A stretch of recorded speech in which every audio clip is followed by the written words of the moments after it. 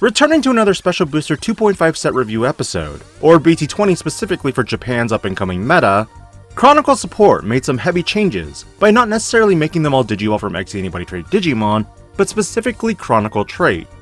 In today's video, Accel is another trait that makes its debut in this set, and sadly, it kind of ignores a lot of the old Leomon support cards.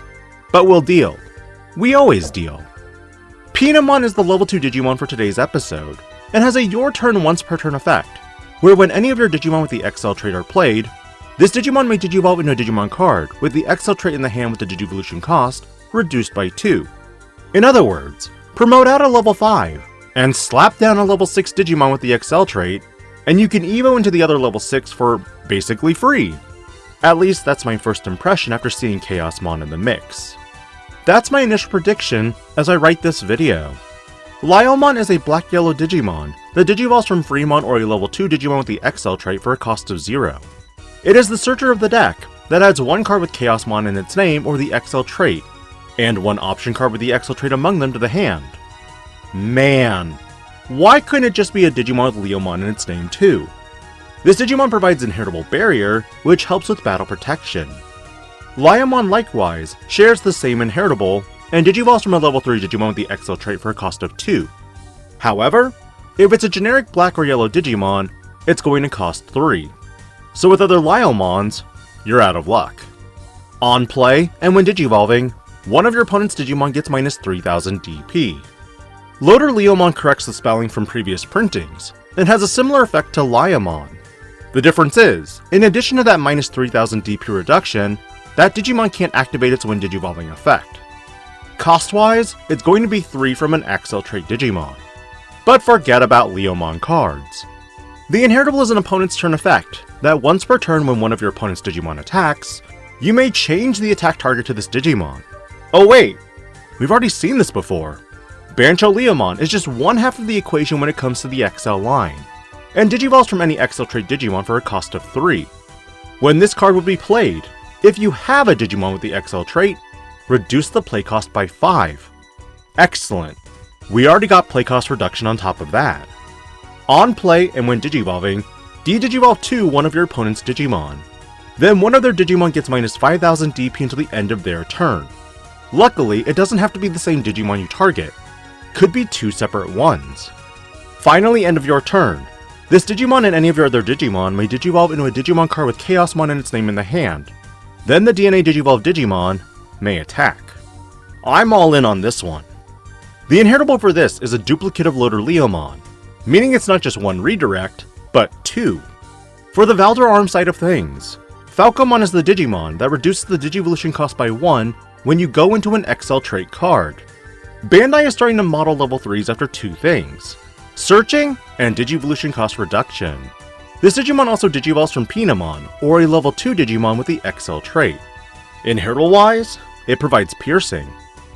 Likewise, Diatrymon provides piercing, and has an on-play when digivolving effect that suspends one of your opponent's Digimon. And like Liamon, it only gets a reduced Digivolution cost from an Accel trait level 3.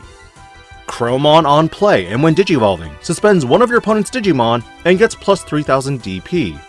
Then one of your Digimon may attack. Its Inheritable is a when attacking effect that gives one of your opponent's Digimon minus 4000 DP. Pretty simple. Varodorumon has the same play cost reduction as bancholeomon, and has an on-play and when digivolving effect that suspends all of your opponent's Digimon, and one of your Digimon gets plus 3000 DP. Then one of your Digimon may attack. Like the bancholeomon end of turn, you can DNA with another Digimon in play, and DNA into a Chaosmon from the hand, then it may attack. Again like crowmon, the same Inheritable. With Singularity of Chaos, this 2 cost weight option card can be ignored while you have a Digimon with Chaosmon in its name, or the Accel trait in play. When it's hit in security, you gain 1 memory, and add this card to the hand. That sounds familiar. Main, you may play 1 Digimon card with the Accel trait from your hand, with the play cost reduced by 4. Then place this card as any of your Digimon's bottom Digivolution card. Hold the phone there. If you have, say, bancholeomon in play, and you play this option card for 2, you can play Varodorumon or another bancholeomon for a cost of 3. Then place this card as the bottom Digivolution card before you DNA Digivolve into a Chaosmon. Got it. This option card's end of your opponent's turn effect makes it so that if this Digimon has Chaosmon in its name, you trash your opponent's top security card, and this Digimon gets minus 30,000 DP for the turn. Why would your Digimon blow itself up? The answer is Partition. Chaosmon Valdur Arm is the last card for this episode, a green-yellow Digimon that digivolves from a green or yellow level 6 for a cost of 5. It also DNA digivolves from a yellow level 6 and a green or black level 6 for 0. It has Security Attack +1, and Partition yellow and green or black level 6. When digivolving, for each of this Digimon's level 6 Digivolution cards, suspend one of your opponent's Digimon or Tamers and gain 1 memory. Meaning with 2 level 6s, you net 2 memory gain. Then none of their Digimon or Tamers can activate on-play effects or unsuspend until the end of their turn. This is a really strong Digimon in that with the option card just mentioned, you could bring back out the level 6 Digimon and activate their on-play effects, leading to more emotional damage since it's at the end of their turn, which means they can attack on your turn. And again with these types of cards, what would a hypothetical deck list look like that tries to minimize as many cards from other sets to just use BT20? Disclaimer, I spent about 10 minutes on this one. Looking at the Accel cards, it ultimately became a question of, how do I want to do this? Most of this list will be for discussion purposes, and this list has not been tested.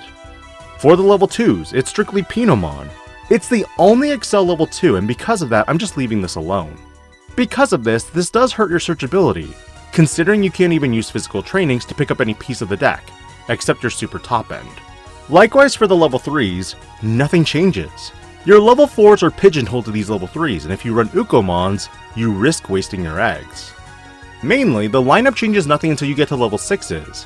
While you do run 4 bancholeomons and 4 varodorumons, I threw in 2 Shadow Seraphimon aces because they're just really good in this type of deck, even if you end on a level 5. Super top end wise, I went with 2 Chaosmons from BT16, 2 ultimatechaosmons from EX6, and then 2 copies of the Valdur Arm. This list largely leans into a Mega Zoo style build, using certain cards to try and trash as quickly as possible. Because you are filtering, certain options have more advantage. Singularity of Chaos lets you play certain Digimon with a playcost reduction. Mega Digimon Assembly lets you recycle level 7 Digimon if it's hit in the security, not to mention, you can DNA from the hand. Which means, this affords one major option for you: Analog Youth. Analog Youth's main use is mainly for pitching for ultimatechaosmon to get as many level 6s into the trash as possible, while simultaneously finding your pieces. But who knows, this deck may not be the way you're supposed to play it, because with only 8 Accel cards in level 3s, 4s, and 5s, you're going to need more if you're going for a more traditional ratio. What are your thoughts on the Accel trade cards, and do you think it was a miscalculation to lock it to new lines? Or do you think it should have retained some of the old Leomon or even bring in the D-Brigade support cards as well? Let me know in the comments, as there are still 2 more videos to finish up with BT20. This DIGI-PANDA, logging out.